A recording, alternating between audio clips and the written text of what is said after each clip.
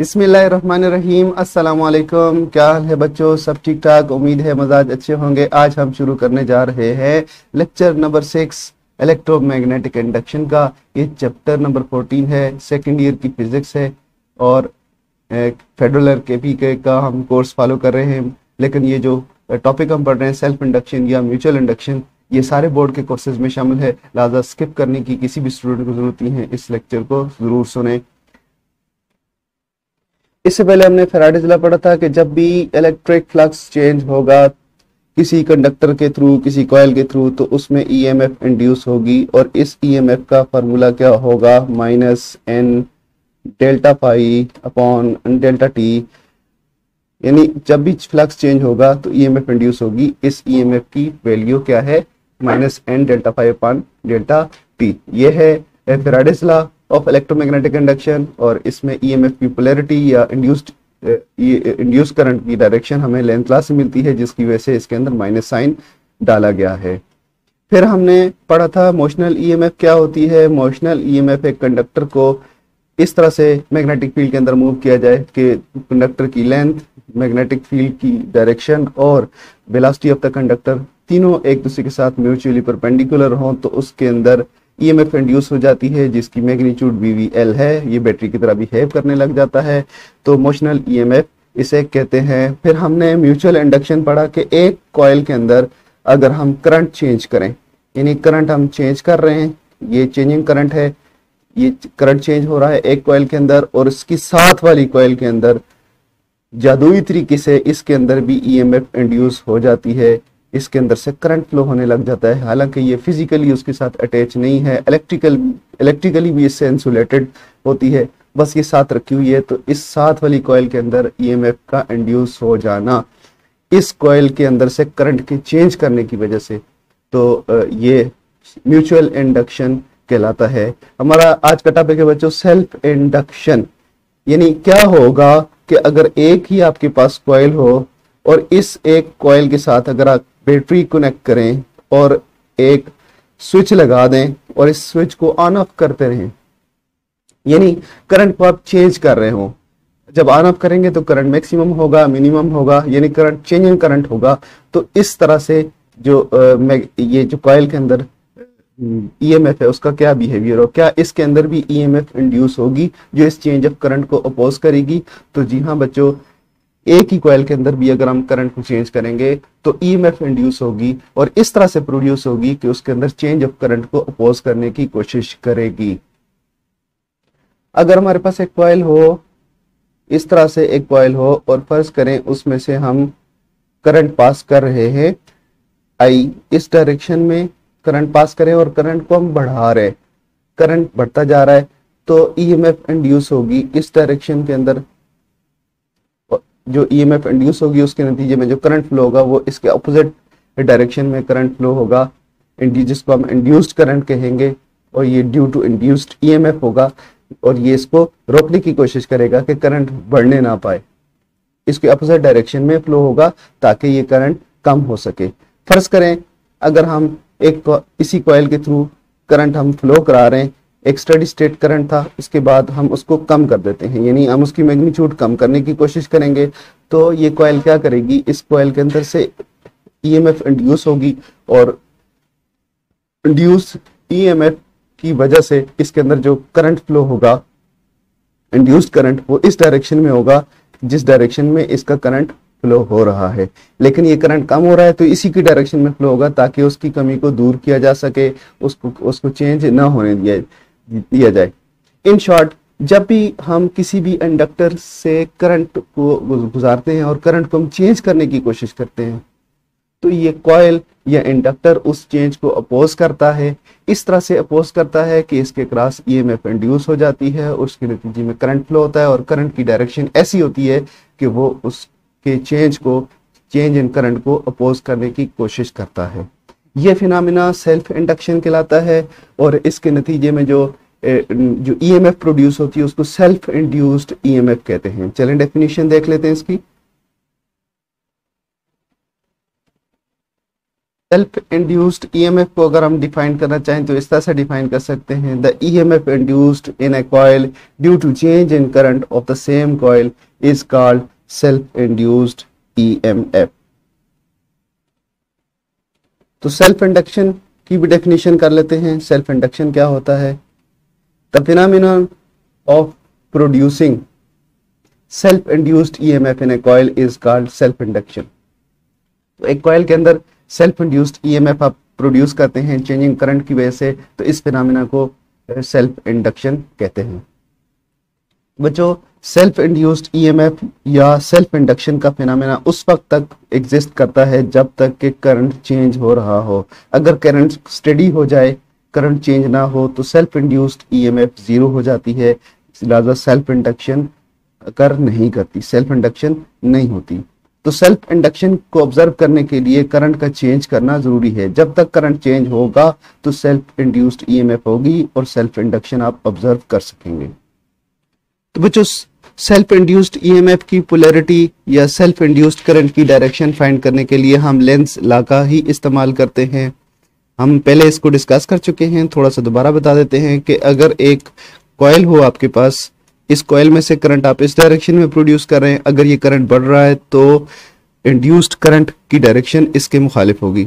अगर ये करंट कम हो रहा है तो इंड्यूस्ड करंट की डायरेक्शन इसकी डायरेक्शन में होगी, यानी इसके काज को अपोज करने की कोशिश करता है, जो काज इसमें से इलेक्ट्रिक फ्लक्स को चेंज करवा रहा है वो है इलेक्ट्रिक करंट, जो इसमें से चेंजिंग करंट है, तो इस चेंजिंग करंट को अपोज करने की कोशिश करता है। तो यही लेंस लॉ का इस्तेमाल है। लेंस लॉ के इस्तेमाल से ही हमें सेल्फ इंड्यूस्ड ईएमएफ की पोलैरिटी और इसके नतीजे में फ्लो होने वाला इंड्यूस्ड सेल्फ इंड्यूस्ड करंट की डायरेक्शन का हमें पता चल जाता है। सेल्फ इंडक्टेंस, सेल्फ इंडक्टेंस को अगर हम डिफाइन करना चाहें तो इस तरह डिफाइन कर सकते हैं, the property of coil which opposes any change in amount of current is called self inductance. तो हमने पढ़ा self induction, self induced EMF और सेल्फ इंडक्टेंस। तो तीनों चीजों में क्या फर्क है, तीनों की डेफिनेशंस किस तरह से डिफरेंट है। सेल्फ इंड्यूस्ड ईएमएफ क्या होती है? The EMF induced due to change in current in a coil is called self induced EMF। और self induction क्या होता है? the property, the phenomena in which the self induced EMF is produced in a coil is called self induction। और self inductance क्या है? the property of a coil which opposes any change in amount of current is called self inductance। तो इसके बाद हम देखते हैं self inductance, ये एक फिजिकल क्वांटिटी है, इसका हम फार्मूला ड्राइव कर लेते हैं कि सेल्फ इंडक्टेंस किसी भी कंडक्टर की कैसे फाइंड कर सकते हैं और उसके लिए हम किस तरह से फार्मूला ड्राइव करेंगे। चलते हैं नेक्स्ट पेज पे। फर्ज करें आपके पास एक कॉइल है और इस कॉइल को आपने कनेक्ट किया हुआ है एक बैटरी के साथ और एक स्विच लगा हुआ है, जिस स्विच की वजह से आप इसके करंट को चेंज कर सकते हैं, यानी करंट को मिनिमम और मैक्सिमम कर सकते हैं due to position of the switch, यानी इसको ऑन ऑफ कर सकते हैं। ऑन ऑफ करेंगे तो करंट चेंज होगा और करंट चेंज होगा तो मैग्नेटिक फ्लक्स चेंज होगा। फर्ज करें कि आपके इस कॉइल के थ्रू मैग्नेटिक फ्लक्स हो, इसका अगर एक टर्न हम काउंट करें तो एक टर्न में से जो मैग्नेटिक फ्लक्स है वो अगर हो फ्लक्स एक टर्न का फ्लक्स हो 5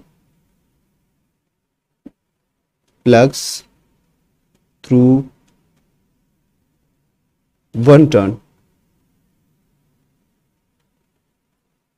तो नंबर ऑफ टर्न्स अगर इस कॉइल के हों n, तो टोटल फ्लक्स क्या होगा?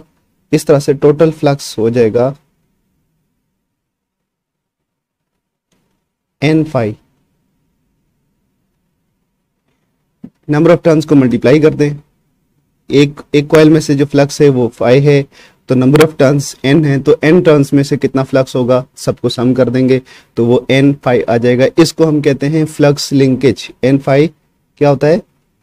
n phi is equal to flux linkage.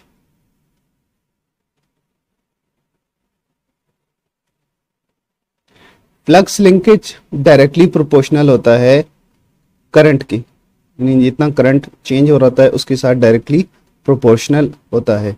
ये कैसे होता है ये भी आपको बता देते हैं। फ्लक्स का करंट के साथ क्या रिलेशन है ये आपको एम्पेयर सर्किटल लॉ से पता चलेगा। फर्ज करें आपके पास फ्लक्स की डेफिनेशन जो है वो इस तरह से है बी डॉट ए। अब फ्लक्स जो है डायरेक्टली प्रोपोर्शनल किसके हो गया, flux is directly proportional to magnetic field strength के। और मैग्नेटिक फील्ड स्ट्रेंथ इसको अगर हम एक सोलिनॉइड कंसीडर करें तो सोलिनॉइड का मैग्नेटिक फील्ड हम इस तरह से लिख सकते हैं एन म्यू नॉट आई। इसमें ये मैग्नेटिक फ्लक्स डेंसिटी है, ये नंबर ऑफ टर्न्स हैं और ये परमिएबिलिटी ऑफ फ्री स्पेस है और ये करंट है जो कि चेंज हो रहा है। तो ये दो क्वांटिटीज वेरिएबल है, ये कांस्टेंट है। तो हम देख सकते हैं कि B is directly proportional to I जबकि flux is directly proportional to B is directly proportional to I। तो सीधी बात है फिर क्या होगा, flux is directly proportional to current हो जाएगा। ठीक है जी। और नंबर ऑफ टर्न्स हम जितने नंबर ऑफ टर्न्स हैं इतना फ्लक्स हम टोटल फ्लक्स काउंट करें तो ये हो जाएगा N phi is directly proportional to I. जितना टोटल फ्लक्स सारे टर्न्स में से है वो सारे का सारा भी इस करंट के डायरेक्टली प्रोपोर्शनल है। तो सिंपली हमारे पास क्या बना, N phi is directly proportional to I. Number of turns उसी कॉइल के हैं और करंट उसी कॉइल का है जो चेंज हो रहा है। ठीक है जी। क्योंकि ये सेल्फ इंडक्शन है तो एक ही कॉइल इन्वॉल्व है तो दोनों क्वांटिटी इसी एक ही कॉइल की है तो सबस्क्रिप्ट लगाने की जरूरत नहीं है। साइन ऑफ प्रोपोर्शनलिटी को रिमूव करने के लिए कांस्टेंट लगाना पड़ेगा। तो N phi is equal to constant I. Constant लग गया, साइन ऑफ प्रोपोर्शनलिटी कन्वर्ट हो गया इक्वलिटी के अंदर। और यहाँ पे क्या चीज है जो कांस्टेंट है, वो है सेल्फ इंडक्टेंस, जिसको हम कहते हैं self inductance of a coil, L से डिनोट करते हैं। सेल्फ इंडक्टेंस का हमने डेफिनेशन देख ली है कि property of the coil which opposes any change in current, amount of current, तो वो सेल्फ इंडक्टेंस कहलाती है। तो ये सेल्फ इंडक्टेंस किसी भी कॉइल की कांस्टेंट है क्योंकि कॉइल आपने एक दफा लगा दिया, अब आप उसके अंदर करंट चेंज कर रहे हैं, मैग्नेटिक फील्ड चेंज हो रहा है, बट जो कॉइल की इंडक्टेंस है वो कांस्टेंट है। तो इसलिए इस कांस्टेंट को यहाँ पे यूज करेंगे, N pi is equal to L I.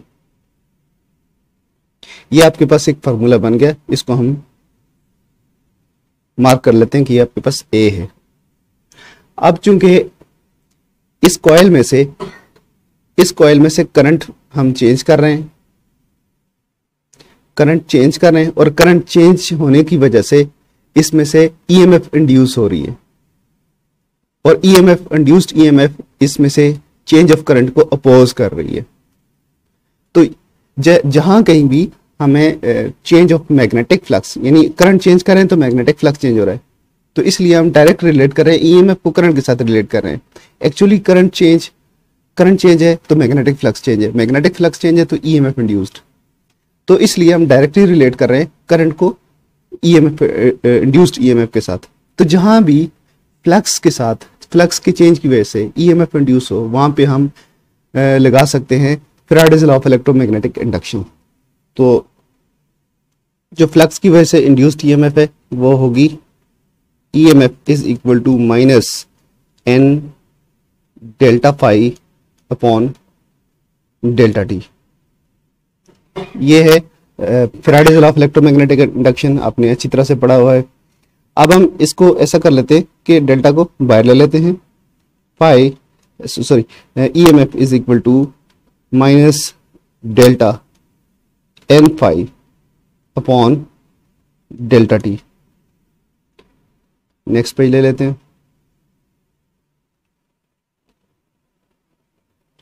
EMF is equal to minus delta N phi किसके बराबर है, ये हमने पहले डिस्कस कर लिया, flux linkage directly is equal to L I. तो इसको इसके अंदर पुट कर लेते हैं एल आई, तो minus delta L I upon delta T.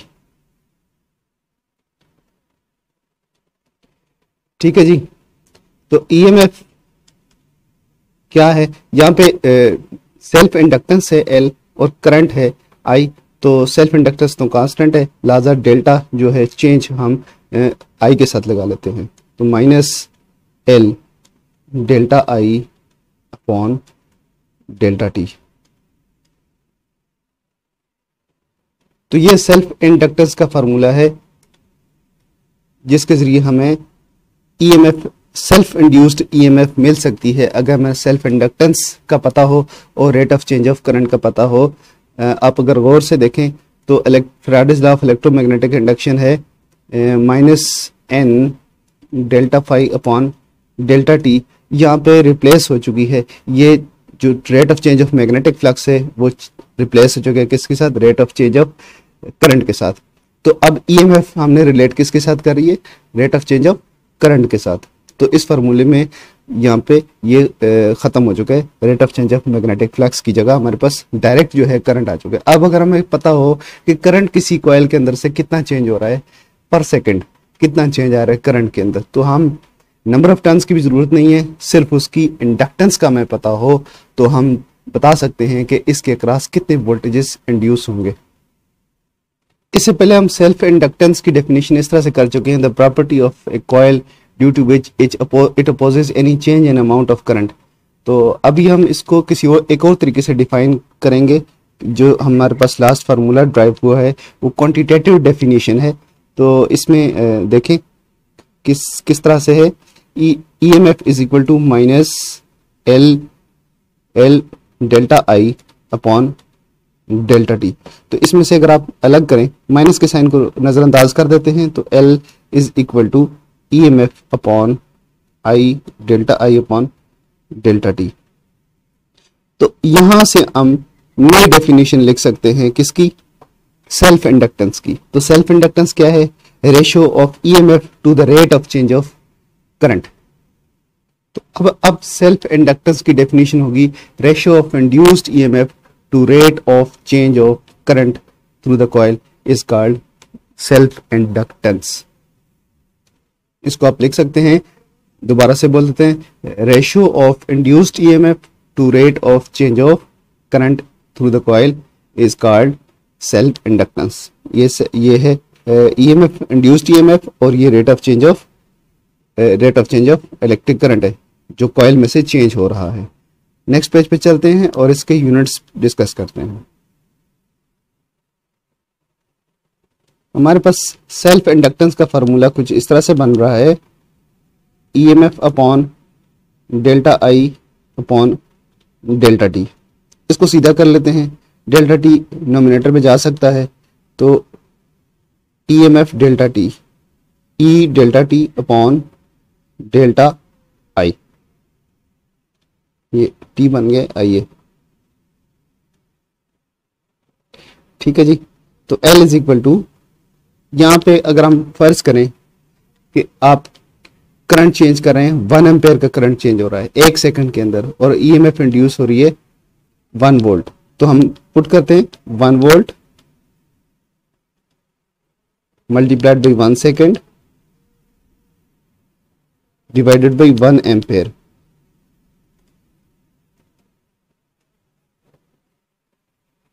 तो ये क्या बनेगा, वोल्ट वोल्ट को V लिख लेते हैं, वोल्ट सेकंड, और पर एम्पेयर ऐसे लिखेंगे, या ऐसे लिख सकते हैं VS पर एम्पेयर। तो वोल्ट सेकंड पर एम्पेयर को हम कहते हैं, यानी 1 वोल्ट पर second per ampere per second हो तो उसको हम कहते हैं 1 हेनरी। ये हेनरी के बराबर होगा। ऐसा यूनिट में इस सारे जो आ रहा है, ये जो ड्राइव्ड यूनिट बन रहा है, इस ड्राइव यूनिट को हेनरी कहते हैं। हेनरी एक बड़ी क्वांटिटी है, बड़ी यूनिट है, इसकी जगह मिली हेनरी यूज होता है, मिली हेनरी, जो कि 10⁻³ H के बराबर है। हेनरी को H से डिनोट करते हैं। माइक्रो हेनरी होता है, माइक्रो हेनरी 10⁻⁶ हेनरी। आप जो बाजार में जाते हो इंडक्टर परचेज करने के लिए, तो इंडक्टर के ऊपर वैल्यू लिखी हुई होती है, या आप डेटा शीट में देखते हो किसी भी इंडक्टर की वैल्यू, तो वो हेनरी में आपको नजर आती है। तो ये बेसिकली सेल्फ इंडक्टेंस होती है, किसी भी कॉइल की सेल्फ इंडक्टेंस के हिसाब से आपको इंडक्टर मिलते हैं। तो डिफरेंट इंडक्टर्स डिफरेंट हेनरीज की रेंज में आपको मिलते हैं बाजार से भी, और आप खुद बना भी सकते हैं। एक हेनरी मीटर लें और कॉइल के ऊपर लिपेटते जाएं insulated animated animal coated copper wire को, उसके ऊपर लिपेटते जाएं और इंडक्टेंस मीटर से मेजर करते जाएं। इसका फिर कभी तरीका आपको बता देंगे कि इंडक्टर कैसे बनता है, लेकिन ये है कि आपको जो रेटिंग है किसी भी इंडक्टर की जो रेटिंग है वो सेल्फ इंडक्टेंस में मिलती है। उसके ऊपर जो लिखा होता है हेनरी, वो सेल्फ इंडक्टेंस है। तो म्यूचुअल इंडक्टेंस किसी भी कॉइल की रेटिंग्स में म्यूचुअल इंडक्टेंस में नहीं होती। म्यूचुअल इंडक्टेंस में दो इंडक्टर इन्वॉल्व होते हैं, इसलिए आप जब परचेज करते हैं तो एक इंडक्टर परचेज करते हैं तो उसकी सेल्फ इंडक्टेंस के हिसाब से आपको मिल रहा होता है। तो 1 हेनरी आपने नोट कर लिया कि 1 हेनरी किसके बराबर होता है, 1 हेनरी बराबर होता है वोल्ट सेकंड पर एम्पेयर। और अब हम 1 हेनरी को अगर डिफाइन करना चाहें तो कुछ इस तरह से कर सकते हैं। 1 हेनरी की डेफिनेशन होगी self inductance of a coil is called 1 Henry if current changes at the rate of 1 ampere per second, 1 ampere per second and 1 volt of EMF is produced. अगर किसी भी इंडक्टर से 1 एम्पेयर पर सेकेंड के हिसाब से current change हो और उसके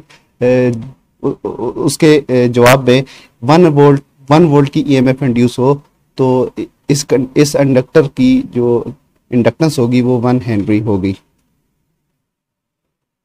जो हमने सेल्फ इंडक्टेंस का फार्मूला ड्राइव किया है, ईएमएफ का फार्मूला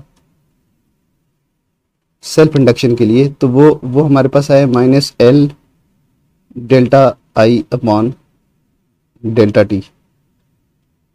इसमें नेगेटिव साइन ये शो करता है कि जो ईएमएफ इंड्यूस हो रही है वो रिवर्स पोलैरिटी में प्रोड्यूस हो रही है।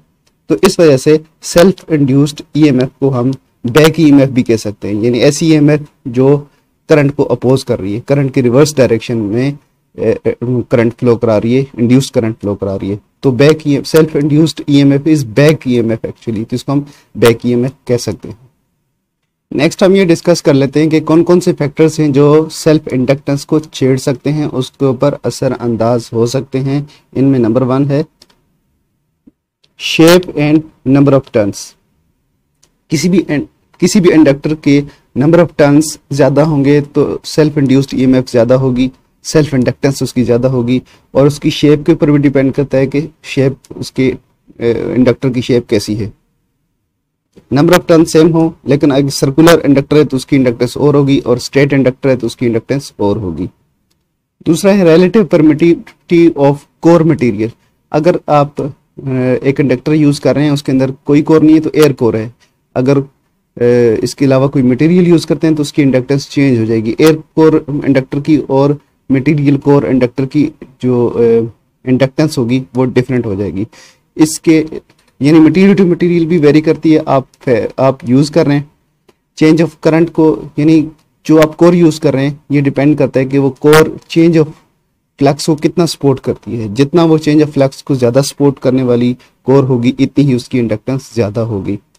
इसकी एग्जांपल इस तरह से ले सकते हैं कि आयरन कोर को हम 60 हर्ट्ज पे यूज कर सकते हैं। 60 हर्ट्ज की का अगर ऐसी अप्लाई करें इंडक्टर के ऊपर तो उसकी इंडक्टेंस होगी कुछ और होगी। और अगर हम 400 हर्ट्ज अप्लाई करें और आयरन कोर यूज करें तो उसकी इंडक्टेंस डिफरेंट हो जाएगी। लेकिन यानी जितनी आप फ्रीक्वेंसी चेंज कर रहे हैं, यानी rate of change of magnetic flux change करें, इसके साथ आप कोर को भी अकॉर्डिंगली चेंज करना पड़ेगा। तो आप ऐसी कोर यूज करेंगे जो सपोर्ट करे, चेंज ऑफ फ्लक्स को सपोर्ट कर रही हो, यानी उसका हिस्टेरिसिस लूप जो है कम से कम बन रहा हो। तो ये है कि कोर का मटेरियल चेंज होगा तो इंडक्टेंस चेंज हो जाएगी। एक ही इंडक्टर के अंदर आप आयरन कोर लगाएं तो उसकी इंडक्टेंस कुछ और होगी, फेरेट कोर लगाएं तो इंडक्टेंस कुछ और होगी, और उसके अंदर से कोर ही हटा दें तो उसकी इंडक्टेंस कुछ और हो जाएगी। तीसरे नंबर पे rate of change of flux linking the coil. उस कॉइल के अंदर से कितना फ्लक्स चेंज हो रहा है, उसके अंदर से जितना फ्लक्स पास कर रहा है उसकी जो है अमाउंट कितनी किस कदर चेंज हो रही है, रेट ऑफ चेंज उसका कितना है। जितना रेट ऑफ चेंज ज़्यादा होगा इतना ही सेल्फ इंडक्टेंस ज़्यादा होगी, रेट ऑफ चेंज कम होगा तो सेल्फ इंडक्टेंस भी कम होगी। आखिर में आपको एक दफ़ा फिर एक समरी बता देते हैं कि एक ही कॉइल के अंदर अगर करंट चेंज हो तो उसके अंदर ईएमएफ इंड्यूस होती है। इस इंड्यूस्ड ईएमएफ को एक ही कॉइल के करंट के चेंज होने की वजह से उसके अंदर जो इंड्यूस्ड ईएमएफ होगी उसको हम सेल्फ इंड्यूस्ड ईएमएफ कहते हैं, और इस प्रोसेस को, इस फिनोमेना को सेल्फ इंडक्शन कहते हैं। और property of the coil which opposes the change in current through this coil is called self inductance. जो सेल्फ इंडक्टेंस, सेल्फ इंडक्शन और सेल्फ इंड्यूस्ड ईएमएफ, इस तरह से आपको इनके अंदर डिफरेंशिएट करना है। आज का हमारा लेक्चर ख़त्म हुआ, इजाज़त दीजिए, अल्लाह हाफिज़।